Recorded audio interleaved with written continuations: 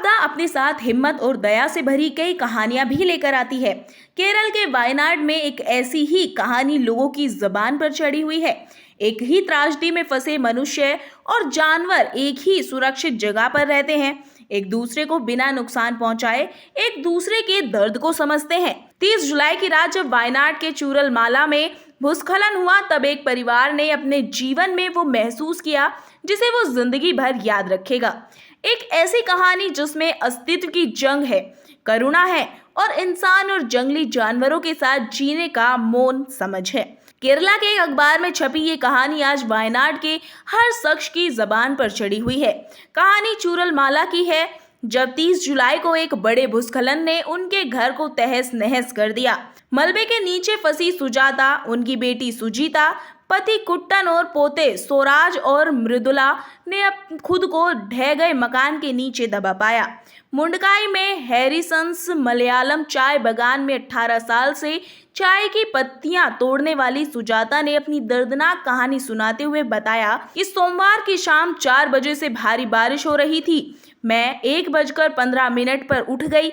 जल्द ही मैंने एक बहुत बड़ी आवाज़ सुनी और पानी हमारे घर में घुस चुका था। हमारे घर की छत हमारे ऊपर गिर गई, जिससे मेरी बेटी गंभीर रूप से घायल हो गई। मैं ढही हुई दीवार से कुछ ईंटें हटाने में कामयाब रही और बाहर निकल गई।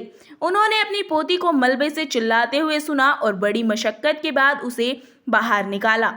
परिवार के बाकी लोग भी किसी तरह खुद को बाहर निकालने में कामयाब हुए और बहते पानी से होते हुए आखिरकार पास की एक पहाड़ी पर चढ़ गए। लेकिन पहाड़ी पर पहुंचने पर उन्होंने जो देखा उसने उन्हें और भी भयभीत कर दिया। एक हाथी और 2 मादा हाथी कुछ ही इंच की दूरी पर खड़े हुए थे। सुजाता और उनकी पोती रात के समय डर के मारे एक सुपारी के पेड़ से चिपकी रहीं। सुजाता ने बताया कि घना अंधेरा था और हमसे सिर्फ आधा मीटर की दूरी पर एक जंगली हाथी खड़ा था।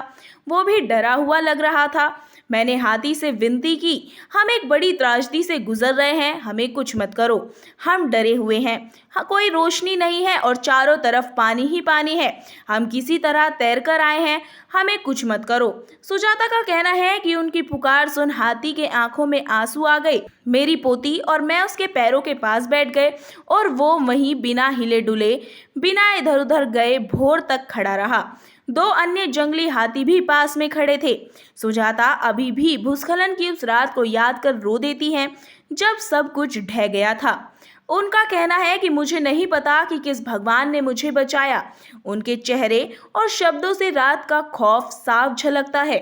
उन्होंने कहा, पानी समुद्र था, पेड़ बह रहे थे। जब मैंने बाहर देखा तो मेरे पड़ोसी का 2 मंजिला घर ढह चुका था। ये घर गिर गया और हमारे घर को नष्ट कर दिया। एक्स पर इस कहानी को साझा करते हुए कांग्रेस नेता शशि थरूर ने लिखा, बेघर भूस्खलन पीड़ितों ने अपना दुख एक हाथी को बताया जो उनके लिए रोया और पूरी रात उन्हें आश्रय दिया।